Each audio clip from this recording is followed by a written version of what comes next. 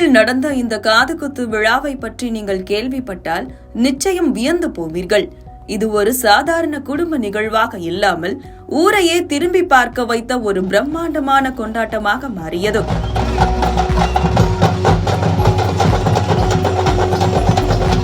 திண்டுக்கல்லில் நடைபெற்ற ஒரு காதுகுத்து விழாவில் தாய்மாமன் சீர்வரிசை, கரகாட்டம், ஒயிலாட்டம், பொய்க்கால் குதிரை மற்றும் ஜல்லிக்கட்டு காளைகள் என பல கலை நிகழ்ச்சிகளுடன் பிரம்மாண்ட ஊர்வலமாக எடுத்து வரப்பட்டது.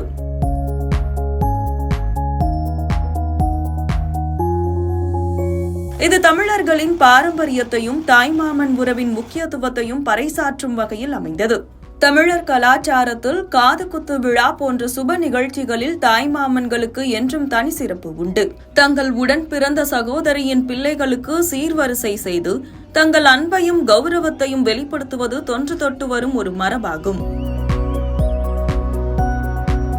திண்டுக்கல் காந்தி காய்கறி மார்க்கெட்டில் தக்காளி வியாபாரம் செய்து வரும் சந்தோஷின் மகன் யுவன் ஸ்ரீஹரியின் காதுகுத்து விழா திண்டுக்கல்லில் உள்ள ஒரு தனியார் திருமண மண்டபத்தில் வெகு விமர்சையாக நடைபெற்றது. இவ்விழாவிற்காக தாய்மாமன் முத்துக்குமார் சிறப்பான ஏற்பாடுகளை செய்திருந்தார்.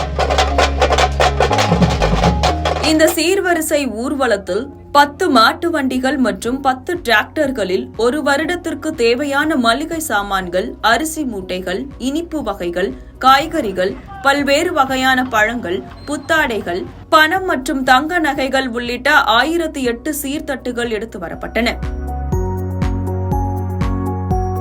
ஊர்வலத்தின் முன்னே கரகாட்டம், ஒயிலாட்டம், பொய்க்கால் குதிரை ஆட்டங்கள் போன்ற பாரம்பரிய கலை நிகழ்ச்சிகள் நடைபெற்றன.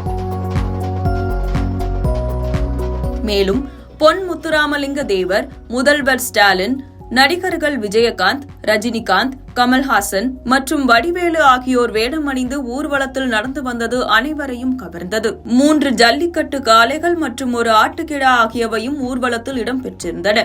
தப்பாட்டம் மற்றும் செண்டை மேளங்கள் முழங்க சீர்வரிசைகள் ஊர்வலமாக கொண்டு வரப்பட்டன. ஊர்வலத்தின் பின்னால் 2 குதிரைகள் பூட்டப்பட்ட சாரட் வண்டியில் மருமகன் யுவன் ஸ்ரீஹரி அழைத்து வரப்பட்டார். இது குறித்து பேசிய தாய்மாமன் முத்துக்குமார், தாய்மாமன் உறவு என்பது எதற்கும் ஈடு இணை இல்லாதது. அதன் காரணமாகவே பாரம்பரிய முறைப்படி 1008 சீர்தட்டுகளுடன் ஒரு வருடத்திற்கு தேவையான பொருட்கள் சீராக கொண்டு வரப்பட்டன என்று தெரிவித்தார். இந்த நிகழ்வு குடும்ப உறவுகளின் பிணைப்பையும் பாரம்பரியத்தின் பெருமையையும் எடுத்துக்காட்டும் வகையில் அமைந்தது.